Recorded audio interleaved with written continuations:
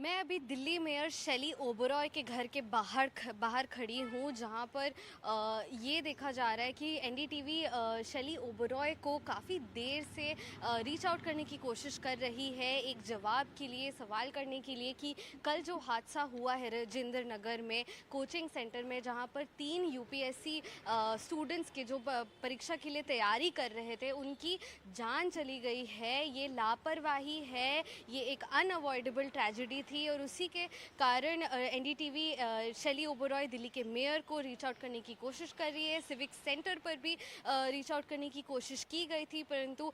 शैली ओबरॉय अभी एनडीटीवी से कोई भी बात नहीं कर रही है। और हमें ये भी याद रखना है कि ये जो हादसा हुआ है इसके लिए एमसीडी ने परमिशन, जो लाइब्रेरी था वो बेसमेंट में था, वो बेसमेंट से फंक्शन हो रहा था, परंतु इस बिल्डिंग को, इस कोचिंग सेंटर को सिर्फ और सिर्फ स्टोरेज स्पेस के लिए परमिशन दी गई थी। एनओसी जो फायर डिपार्टमेंट से दी जाती है वो 2024 में इस कोचिंग सेंटर को बेसमेंट में सिर्फ स्टोरेज स्पेस या फिर पार्किंग या फिर एज वॉशरूम्स यूज़ करने के लिए दिया गया था इस बेसमेंट स्पेस को, ना कि एक लाइब्रेरी के लिए जहां पर बच्चे पढ़ाई कर रहे हो। तो ये एक इलीगल फंक्शनिंग था, ये वायलेशन था एनओसी के परमिशंस का। और ये जो परमिशन नहीं था इस कोचिंग सेंटर के पास, उसके बावजूद भी वहां पर एक लाइब्रेरी कैसे फंक्शन कर रहा था, कि ऐसा कैसे है कि ये परमिशंस ना होने के बाद भी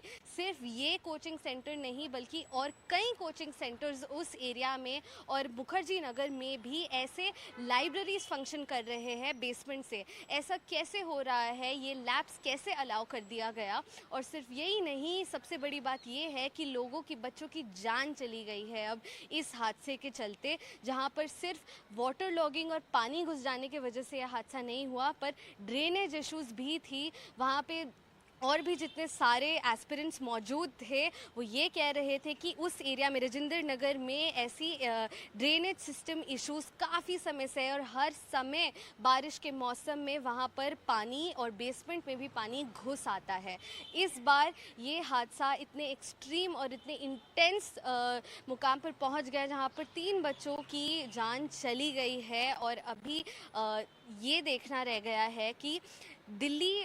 मेयर शैली ओबरॉय और एमसीडी के तरफ से क्या एक्शन लिया जा रहा है। कैमरा पर्सन शेख मोमिन के संग तनुष्का दत्ता, एनडीटीवी इंडिया के लिए।